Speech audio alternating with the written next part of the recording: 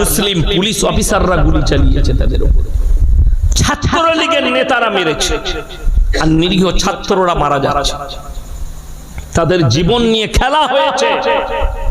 আপনারা হাসিনাকে মুসলমান মনে করেন, তাকে যারা মুসলমান ভাববে তাদের ঈমান যাওয়ার খতরা আছে।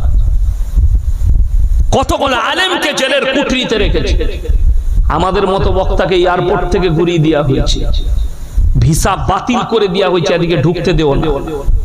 আমার নামে অ্যারেস্ট ওয়ারেন্ট জারি করে রেখেছে বাংলাদেশে, বক্তা পা রাখলে অ্যারেস্ট করে জেলের কুঠরিতে ভরে। আমি মুর্শিদাবাদে এক জায়গায় জলসা করতে গিয়ে ভয় খেয়ে গেছি।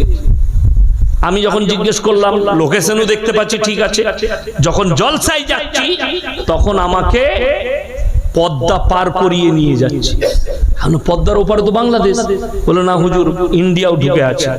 মিলিটারি চেক করলো, গাড়ি রাখলো। আমি যখন ওখানে পৌঁছেছি